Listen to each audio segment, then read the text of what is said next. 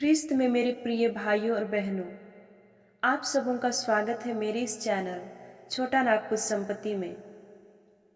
तो दोस्तों, आज मैं बहुत ही इम्पोर्टेंट टॉपिक के बारे में आप लोगों से बातें करने वाली हूँ। टॉपिक का नाम है, जब परिवार साथ न दे तो बाइबल क्या कहती है। तो दोस्तों, हम इसे बहुत ही अच्छे से सुनेंगे और समझने की कोशिश करेंगे और अपने जीवन के लिए कुछ सीख हासिल करने की कोशिश करेंगे।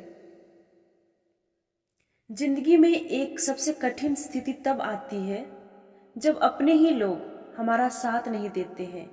अगर हम लाइफ में कुछ अच्छा करने के लिए सोचते हैं, हमारा कुछ सपना है कि मुझे ये अचीव करना है, तो लोग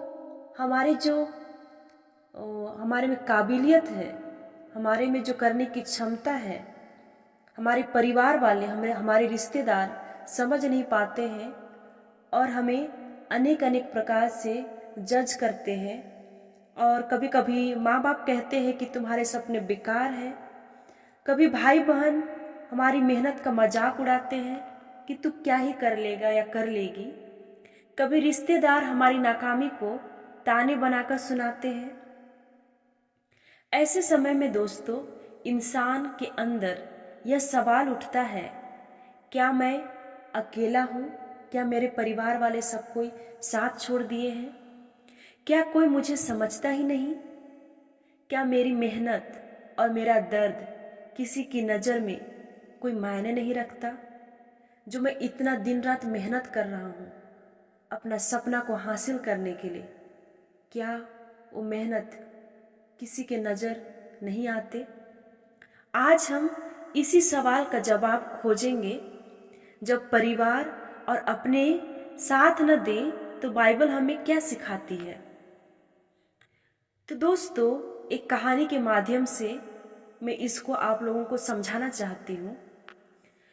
राहुल नाम का एक लड़का था। वो पढ़ाई में बहुत अच्छा था और परमेश्वर से प्रेम करता था।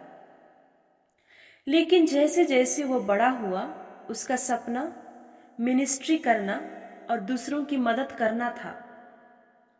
जब उसने अपने परिवार से यह बात साझा की, उनसे शेयर की, तो सब उसका मजाक उड़ाने लगे। पिता ने कहा, इन सब में कोई भविष्य नहीं है बेटा।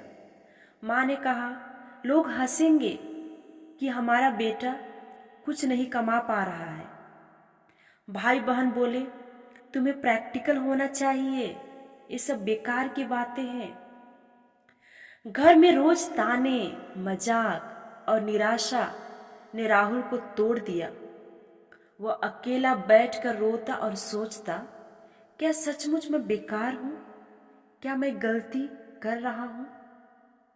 इसी निराशा में एक दिन उसने बाइबल खोली। उसकी नजर इस वचन पर पड़ी, भजन संहिता का अध्याय 27 पद संख्या 10। यदि मेरा पिता और मेरी माता मुझे छोड़ भी दे तो भी यहोवा मुझे अपनाएगा। और उसके दिल में जैसे बिजली चमक उठी। उसने सोचा, अगर परमेश्वर मेरे साथ है तो फिर मैं अकेला नहीं हूं। लोग चाहे कुछ भी कहें, लेकिन परमेश्वर का प्लान मेरे लिए सबसे अच्छा है।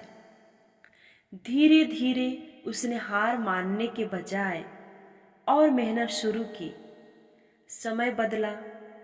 वही परिवार जिसने उसका मजाक उड़ाया था, आज उसके काम को देखकर गर्व महसूस करता है। और हमें बाइबल क्या सिखाती है?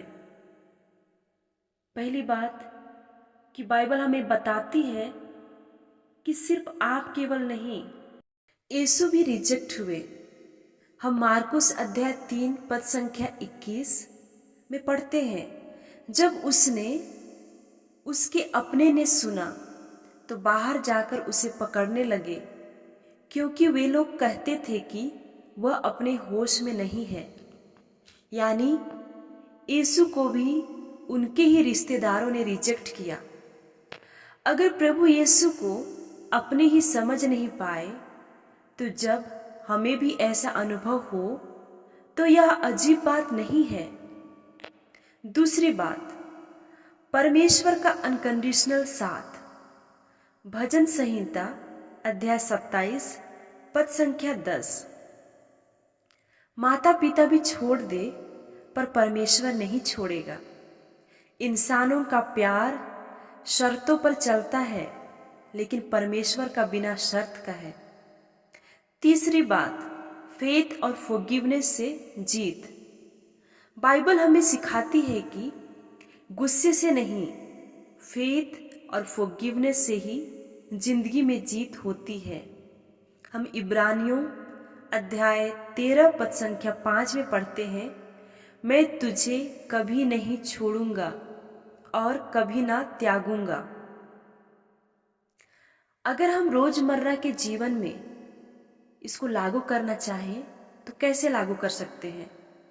अगर हम स्टूडेंट्स हैं, जब हम फैमिली आपके करियर या पढ़ाई पर विश्वास न करें, अगर आप स्टूडेंट हैं और आपके फैमिली आपके करियर या पढ़ाई पर विश्वास न करें, याद रखिए आपका भविष्य परमेश्वर के हाथों में है, न कि लोगों की राय में।